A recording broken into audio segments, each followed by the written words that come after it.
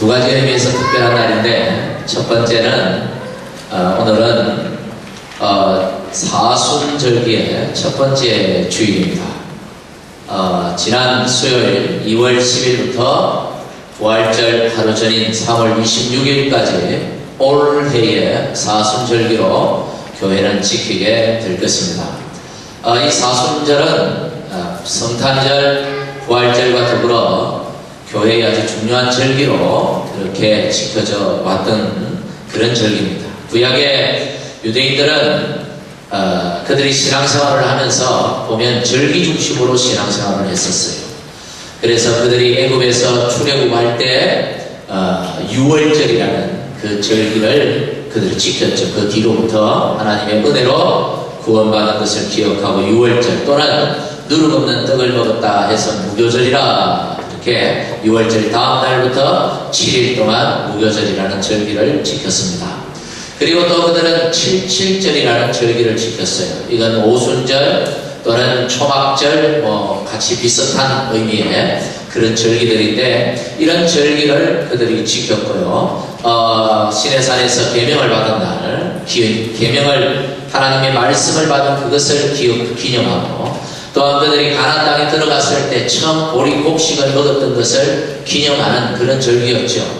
그리고 그들이 광야에서 40년을 지낼 동안에 집을 들고 다닐 수가 없어서 텐트 치고 살았잖아요. 그래서 그들이 그것을 잊지 않기 위하여 텐트 속에서도 그 40년 동안 광야에서 그들이 옷이 헤어지지 않고 신발이 닳지 않고 그들이 죽지 않고 항상 하나님의 은혜로 살아간 것을 기념하기 위해 초막절이라는 절기를 지켰습니다. 일주일 동안.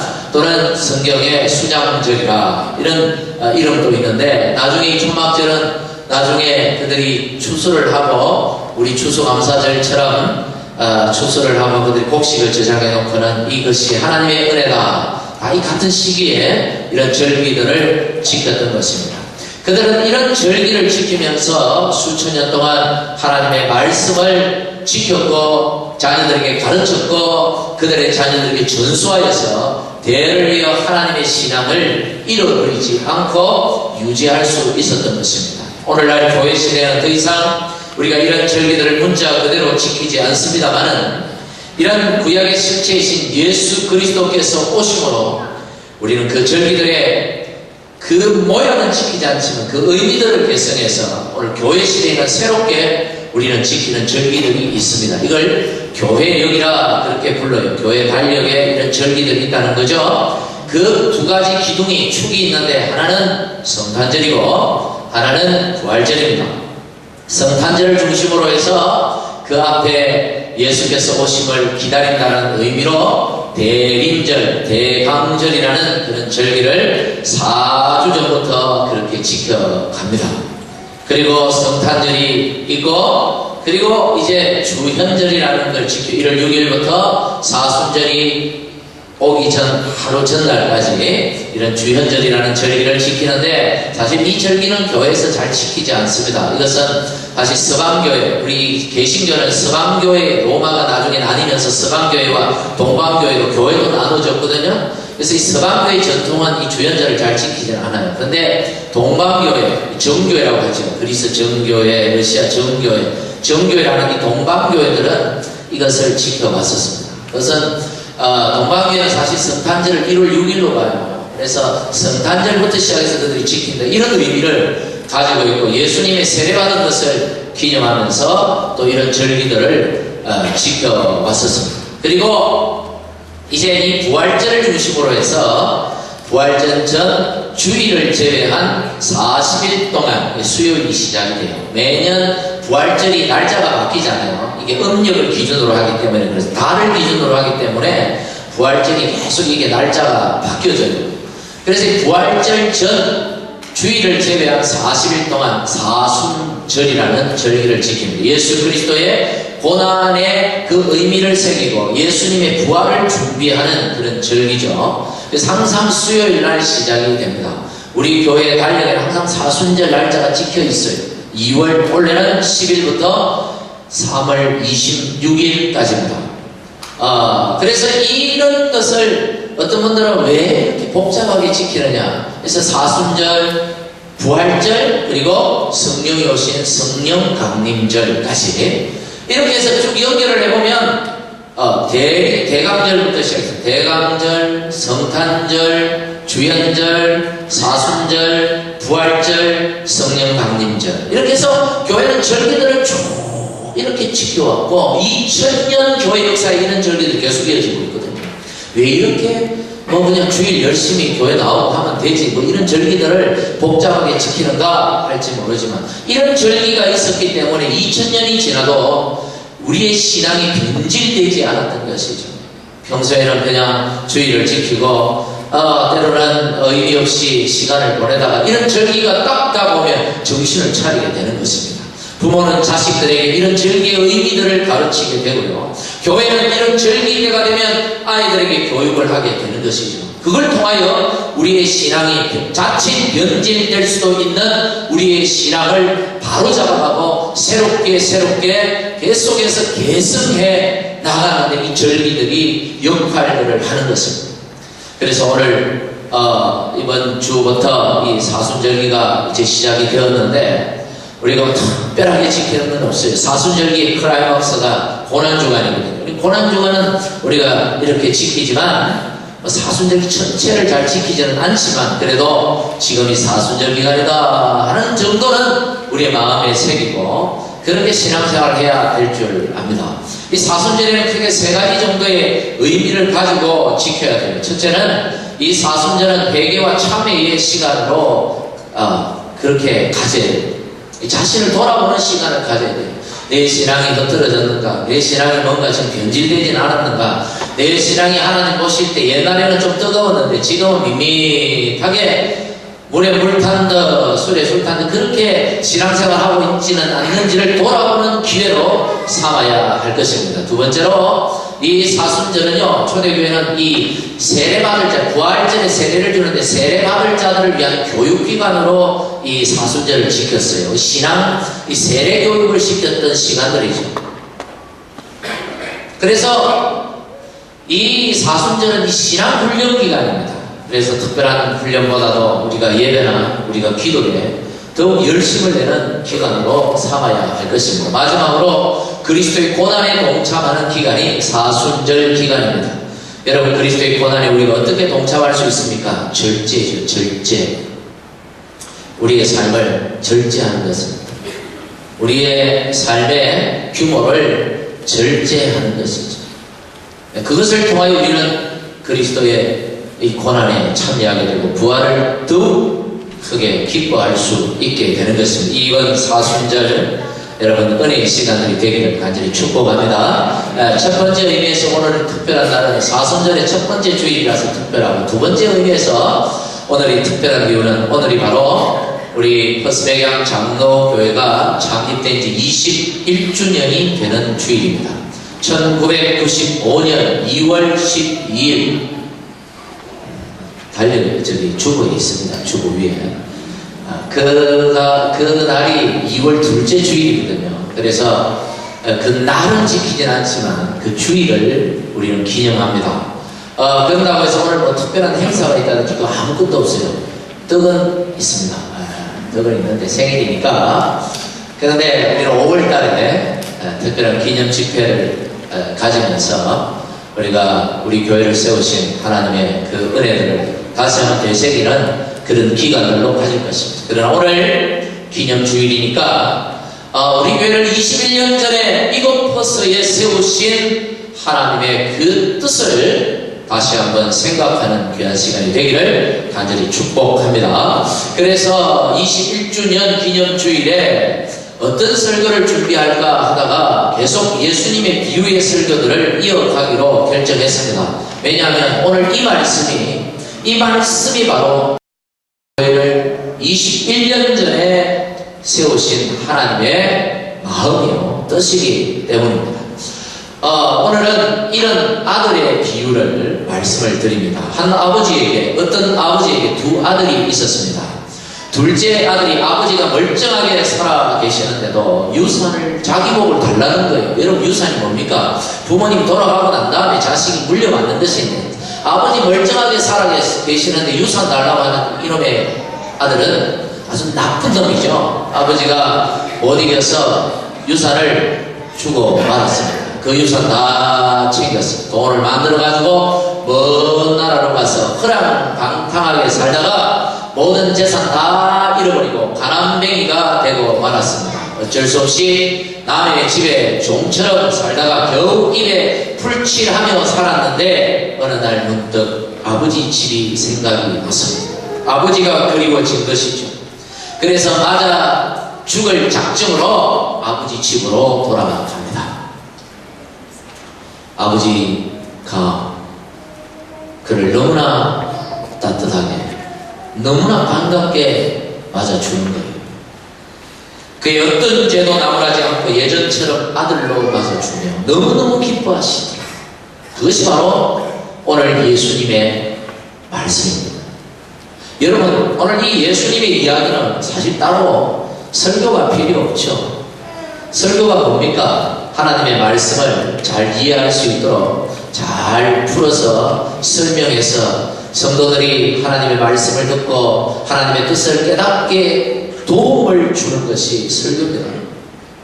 그런데 오늘 이 말씀을 읽어보면 읽기만 읽어도 다 이해가 되고 이 아들이 얼마나 나쁜 놈인지 우리가 다 가슴에 팍팍 와닿고 그 참 불효막심한 아들인데도 불구하고 그 이런 아들을 찾았다고 기뻐하고 좋아하는 그 아버지의 마음이 어떤지 우리가 부모된 자가 다 알아요. 사실 제가 몇 마디 말을 더 붙여서 설교를 더 예수님의 말씀을 더 복잡하게 만드는 건 아닐까 하는 조금은 이런 걱정이 됩니다만 그래도 오늘 이 말씀을 통해서 몇 가지 하나님의 그 뜻을 찾아보고자 합니다. 첫째는 앞에 이 두 가지 비유와 조금 비교해 보고자 합니다. 앞에 제가 지난 2주일 동안 말씀드린 내용이 무엇입니까? 먼저는 이런 양의 비유였습니다. 100마리 중에 한 마리 양을 잃어버렸는데 목자가 찾아 나가서 결국 찾았다는 것이죠. 지난 주일 드린 말씀은 이런 드라크마의 비유입니다. 드라크마는 은으로 만든 동전입니다. 은전이죠. 한 여인이 10개의 은전을 가지고 있었는데 그 중에 하나를 잃어버렸어요. 그것을 찾다가 드디어 찾았다라는 것입니다. 그런데 여러분, 앞에 비유를 보면요, 양의 비유에서는 100마리 중에 한 마리입니다. 그렇죠. 은전의 비유에서는 10개 중에 한 개입니다. 그런데 오늘 이런 아들의 비유는 둘 중에 하나입니다. 뭔가 이 찾고자 하는 주님의 이 하나님의 의지가 점점점 강해지고 있다는 것을 여러분 느끼시죠? 못 느낍니까? 100개 중에 하나를 잃어버리면 아쉬워요. 찾아야 되는데. 그러나 99개가 남았으니까 그나마 위안이 됩니다. 10개 중에 하나를 잃어버리면 너무 마음이 아파요. 정말 찾아야 되는데 그래도 9개가 남았으니까 그나마 위안이 됩니다만 둘 중에 하나를 잃어버렸다고 하나가 위안이 되지는 않아요. 절반을 잃어버려서 이건 어떻게 하든지 찾아내야 됩니까? 여러분, 처음엔 뭐였습니까? 뭘 잃어버렸습니까? 양을 잃어버렸습니다. 그 다음에는 뭘 잃어버렸습니까? 은전을 잃어버렸습니다. 오늘은 뭘 잃어버렸습니까? 아들을 잃어버렸습니다. 양이나 은전은요, 못 찾아도 할 수 없어요. 그냥 넘어갈 수 있어요. 그러나 아들 잃고 넘어가는 부모는 아무도 없습니다. 아들 잃고 어떻게 삽니까? 부모가 아무 일도 못하죠. 아들을 잃어버렸다. 어느 부모가 제정신 가지고 살 수 있겠습니까? 부모라면 찾을 때까지 잠도 제대로 못 자고 먹을 것도 제대로 못 먹고 하는 일도 제대로 하지 못하면서 어떻게 하든지 이런 아들을 찾아내려고 할 것입니다. 오늘 예수님은 이런 아들의 비유를 통해서 이런 자들을 찾고자 하는 그 하나님의 간절함이 얼마나 대단한가, 그 하나님의 분명한 의지가 무엇인지를 우리에게 보여주고 있는 것입니다. 무조건 찾겠다는 것입니다. 반드시 찾아내겠다는 것입니다. 하나님은 나의 잃어버린 자들, 비록 철이 없어서 하나님을 떠나 하나님 앞에 불순하기 짝이 없는 그런 죄인들일지라도 이들도 나의 사랑하는 아들이라 하시며 반드시 찾아내고 말겠다. 오늘 예수님은 그 하나님의 마음을 그렇게 보여주고 계시는 것입니다. 할렐루야. 다음으로 생각할 부분은 이 세 비유에서 앞에 두 비유인 이런 양의 비유나 이런 은전의 비유는요, 어디에 초점이 있느냐면 양이나 은전에 있는 게 아니에요. 그걸 찾으려고 애를 쓰는 목자와 여인에게 이 포인트가 딱 맞춰져 있단 말이에요. 그 은전을 잃어버리고 그 여인이 집안 온 빗자루로 쓸고 그 여인의 그 의지, 그 신호를 보여주고 있는 것입니다. 양을 잃어버리고 들판 계곡을 헤매고 다니는 그 목자를 보여주고 있는 것입니다. 그런데 오늘 이런 아들의 비유에서는, 이 탕자의 비유에서는 물론 아버지가 어떤 분인가도 보여주지만 더욱 강조하고 있는 부분은 아들입니다. 그 잃어버린 그 아들에게 초점을 봐. 그 잃어버린 아들이 뭘 하고 있느냐, 어떻게 했느냐, 그 놈이 어떤 놈이냐, 결국은 어떻게 됐냐, 그 아들에게 다 그냥 초점을 맞추고 이 얘기를 예수님이 하고 계시는 거예요. 그래서 앞에 두 비유와는 조금 다른 내용의 비유입니다. 무슨 뜻이냐? 아들의 결단이 중요하다는 것입니다. 아버지에게 간섭받으며 살기 싫어서 스스로 자의적 선택을 가지고 떠나버렸습니다. 아버지는 아들을 잃었지만 아들 편에서는 그냥 떠나버린 거예요. 지는 잃었다고 생각 안 하는 거예요. 아버지가 싫었어요. 자기 마음대로 살고 싶었어요. 그래서 떠나버렸습니다. 그렇게 떠나서 살면 행복할 줄 알았습니다. 그런데 행복했습니까? 불행해졌습니다. 시련의 연속이죠. 이때 중요한 게 뭐냐? 아들의 결단인 것이죠. 어떤 결단입니까? 아버지에게로 돌아가야겠다. 아버지에게로 내가 가야겠다 라고 하는 그 결단, 그리고 아버지에게로 떠나는 그 의지적 결단, 행동, 이것이 오늘 이 비유의 핵심입니다. 아버지와 아버지 집을 생각하고 원래의 자리로 돌아가는 것, 이것이 이 아들에게 필요한 것이죠. 자신의 모든 잘못을 뉘우치고 용서를 구하고 아버지의 자비를 구하는 그 행동이 이 아들에게 지금 절실히 필요한 것입니다. 그러면 살아요. 이 고생 안 해도 돼요.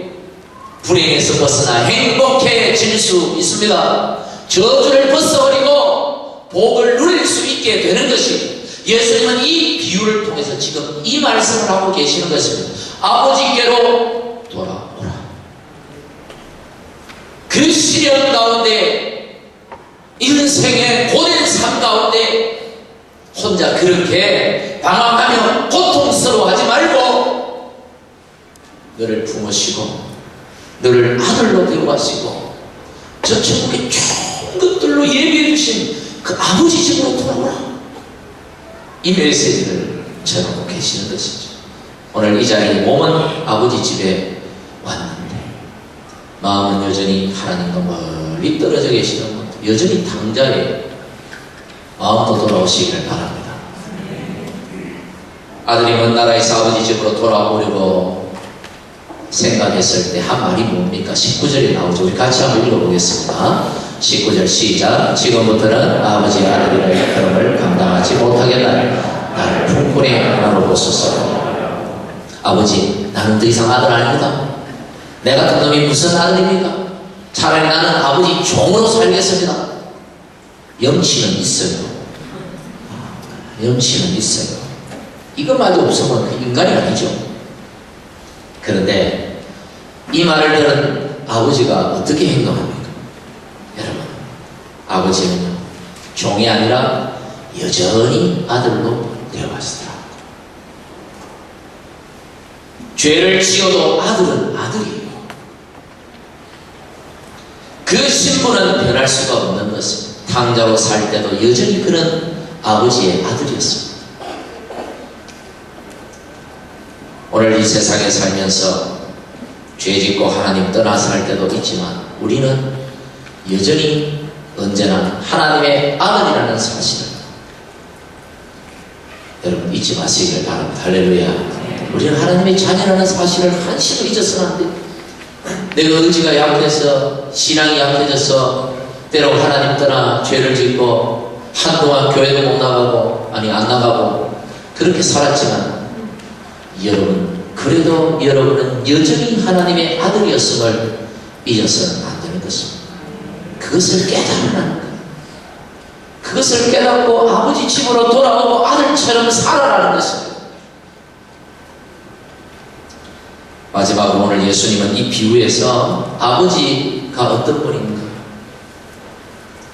여러분의 아버지는 어떤 아버지입니까? 제가 2부 예배 때 이제 하이스쿨 아이들이 좀 있으니까 제가 너희들의 아버지는 어떤 아버지니?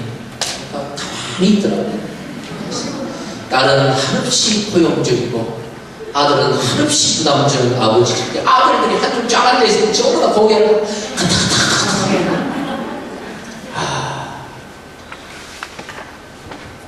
딸에게는 한없이 포용적인데 한없이 용서하는데 딸은 좀 여리고 약해 보여서 그런 것 같아요. 아들한테는 한없이 요구하고 부담 주고 그건 그만큼 기대가 크다는 반증이죠. 오늘 이 아버지는 아들에게 어떻게 했습니까? 집 나간 아들이 돌아오기를 마냥 기다리시는 분. 우리 하나님 아버지도 죄인이 자신의 잘못을 깨닫고 뉘우치고 하나님 앞에 아버지께 돌아오기를 오늘도 하염없이 마냥 기다리고 계시는 분이시다. 예수님의 말씀이죠. 여러분 한 번씩 TV를 보다가 아마 이런 장면을 보신 적이 있을지 모르겠습니다. 실종된 아들을 찾는 아버지. 목에 피켓을 걸고 아들의 사진과 아들의 뭘 입었고 이런 걸 막 적어가지고 아들에 대한 걸 막 적었어. 피켓을 목에 걸고 전단지를 손에 들고 사람들이 왕래가 많은 그 도심 한복판에 서서 마냥 그 자리에 언제나 그 자리에 오늘도 내일도 항상 그 자리에 서서 실종된 아들을 찾고 있는 그 아버지의 모습. 여러분 예수님은 오늘 이 비유를 통해서 우리 하나님의 심정이 그렇다 이렇게 말합니다. 그만큼이나 죄인을 찾아 구원하기를 원하신다는 것입니다.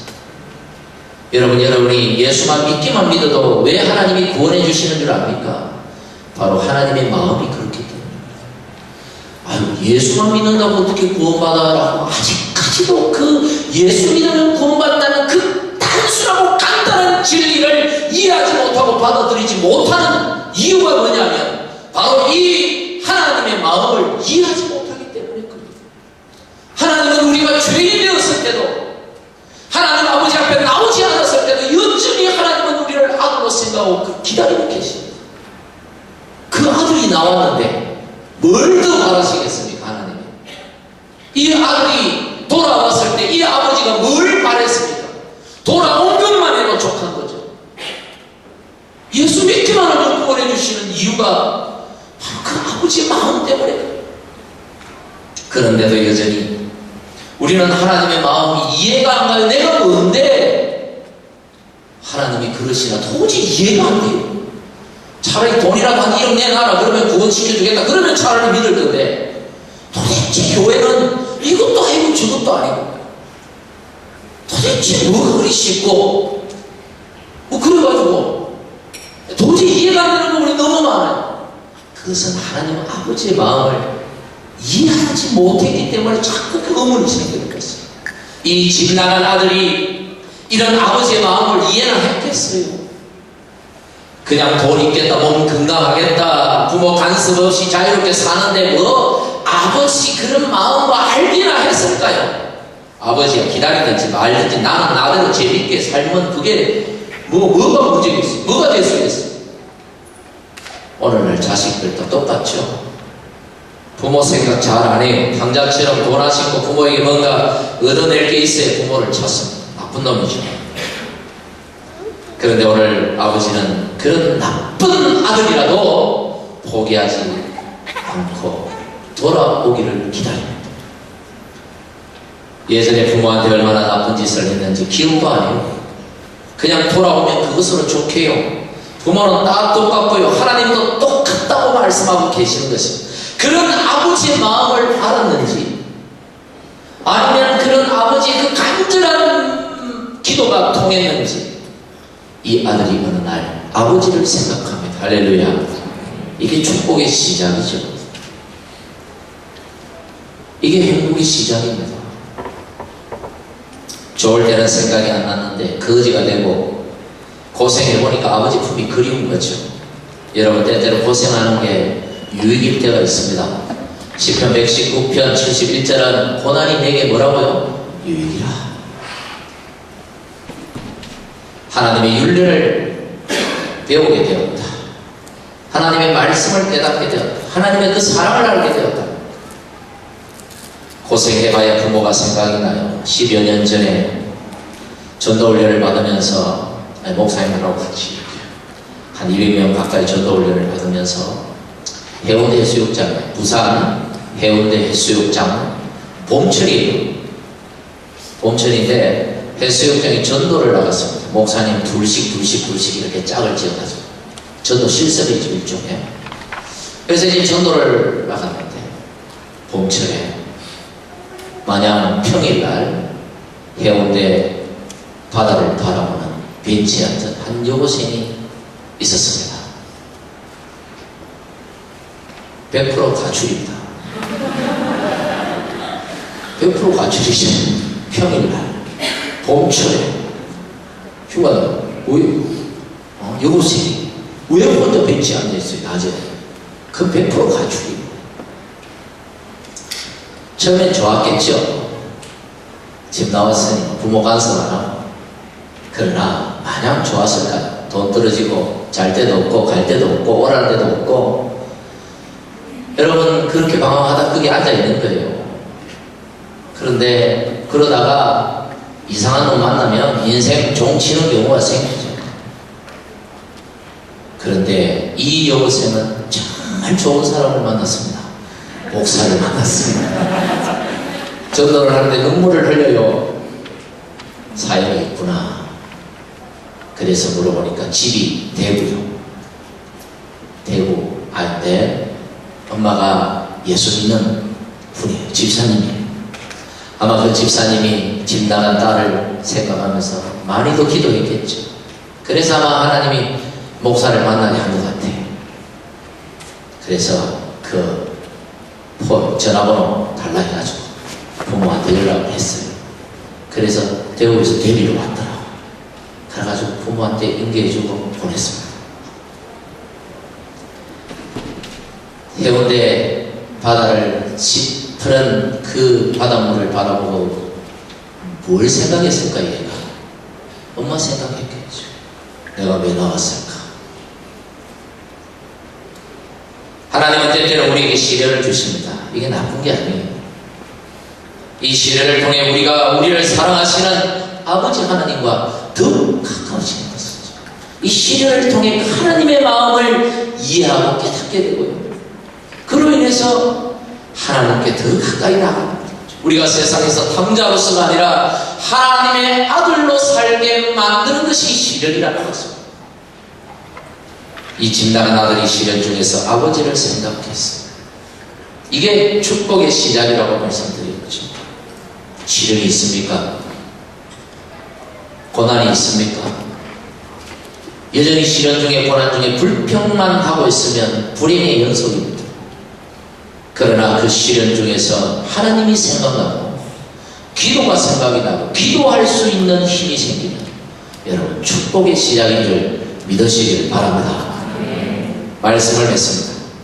예수님은 오늘 이런 아들의 비유를 통해서 이런 영혼을 찾기 바라시는 하나님의 그 간절한 마음을 우리에게 보여주셨습니다.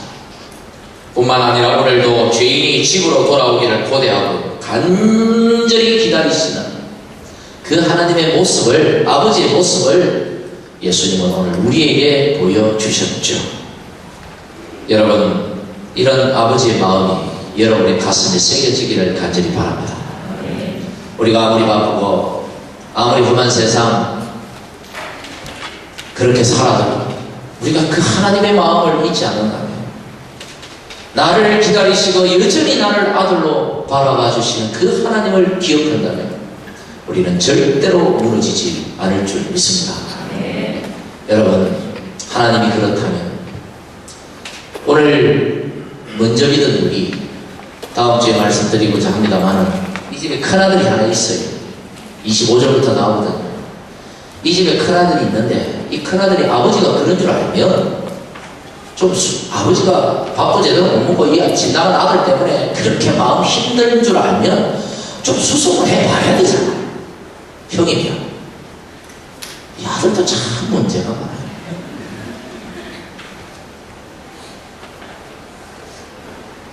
여러분, 왜 이 성경은 그렇게 보여줄까요? 우리에게 찾아가는 것이죠. 그 아버지의 마음을 너가 한다면 이 큰 영처럼 이렇게 해서는 안 된다는 것입니다. 우리가 함께 나가서 찾아야 된다는 것이죠. 21년 전에 우리 교회를 이곳에 세우신 하나님의 뜻이 무엇일까요? 하나님의 목적이 무엇일까요? 나가 이런 영혼을 찾기를 바라시는 그 하나님의 마음을 우리 통해 이루어가기를 바라시기 때문이 아닐까요? 이 사명을 우리가 다시 한번 깨닫고 마음에 담고 우리가 나가서 복음을 전하는 저와 여러분 되기를 간절히 축복합니다. 이 시간에 함께 기도합시다. 21년 전에 우리 교회를 세우신 그 하나님의 은혜를 생각하고 우리에게 주신 이 복음의 사명을 다시 한번 이 땅 가운데 펼쳐갈 수 있는 하나님 기뻐하시는 교회로 더욱 건강하게 세워 주시옵소서. 우리 같이 이 시간에 함께 기도하겠습니다. 하나님 아버지 감사합니다. 21년 전에 우리 버스베강 장로교회를 이곳에 세우시고 함께 주님 섬기며 교제하며 가족으로 살아갈 수 있는 축복 주셔서 감사합니다. 하나님, 우리만 구원받았다고 다가 아니라 하나님이 여전히 오늘도 이런 자를 찾기를 원하시는 그 하나님의 마음을 깨달아 복음을 전하고 영혼을 구원하는 사명을 감당하는 하나님 기쁨이 되는 백양 공동체가 되도록 축복해 주시옵소서. 예수님 이름으로 기도하옵나이다. 아멘. 찬송가 510장을 찬송합니다.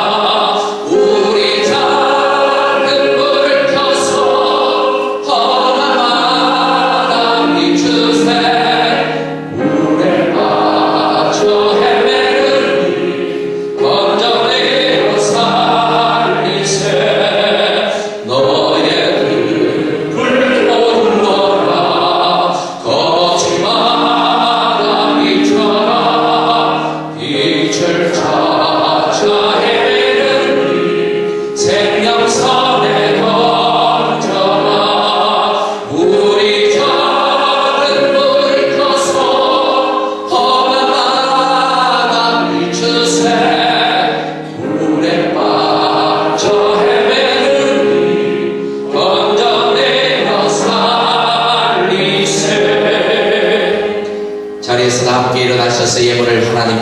기도합니다. 만군의 여호와가 이르노라 너희 온전한 11조를 창고에 들여 나의 집에 양식이 있게 하고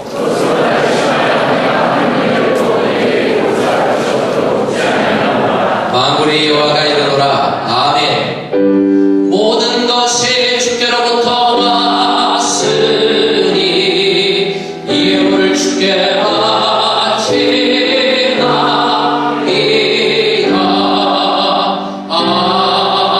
아멘. 하나님 감사합니다. 하나님께서 주신 물질들 가운데 일부를 감사하는 마음으로 구별하여 하나님께 예물로 올려드립니다. 그 손길들을 축복하시고 이 예물들이 쓰이는 곳마다 하나님의 나라 건강한 교회가 세워지게 하시고 하나님의 그 간절한 마음을 실현하는 주님의 공동체가 되도록 축복해 주시옵소서. 하나님 우리 속의 모든 주의 자녀들을 축복해 주시고 가정마다 생업 위에 자녀들 위에 복을 더하시며 이 힘든 세상에서 하나님 의지하며 살아가는 복된 성도들이 되도록 은혜 베풀어 주시옵소서. 예수님 이름으로 기도하옵나이다. 아멘.